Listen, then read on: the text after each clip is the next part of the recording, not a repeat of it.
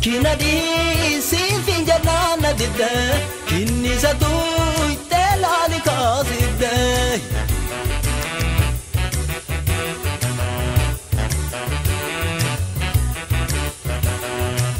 Kina di sifin janana didde barbadaha te harguman kidde kun erga oromo hundati ya sabako bari kan durat ilman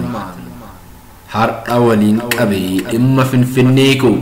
ofeegganno laali macaaftu lamako dur asi balleessan waan hundaa saamanii gargarnu facaasan akka ilmuun qabnee biyyaan balleessan finfinnee saamanii waan keenya dhabsiisan yaa dhaloota qubee eenyu sin naqqabu takkee na fidde kan mataa ol naqabu yaa takkalaawumaa dhiira gaafa xiiqii shaggar galaa jirra hulaasaa nuusaaqi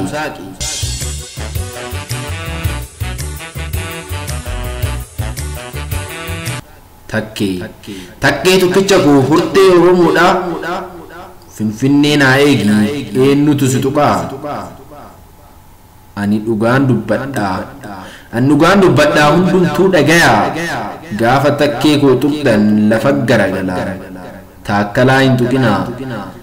hin tuqinaa oromoo yaa ijaaru isa malee humaa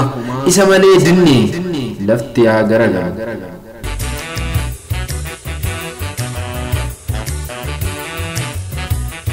dhaloota qubeedhaa taakkalaa uumaa koo waan feete dhalatu isatu hiikarakku oromoon hundinuu takkee bakka buuse kanaaf nu dhagaye kanaaf nu hubate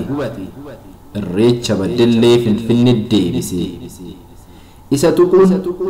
tuquun tuffii oromoo hundaafu nu jalaa hin tuqinaa isin dhoofti gufu oromoo dhagaye gurra kee qaradhu gaafa taakkalaa tuqan eeboo kee baafadhu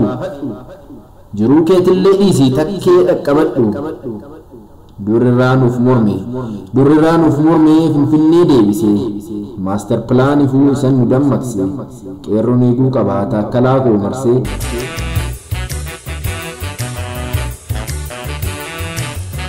jaarraa tokko waliin finfinnee dhaalanii akka nirraafannee achiin baasanii eenyuun nu deebisee hora finfinneetti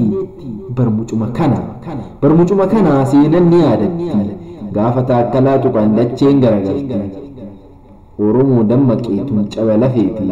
dhiisaa hin dhiibinaa taakkalaan kassabaati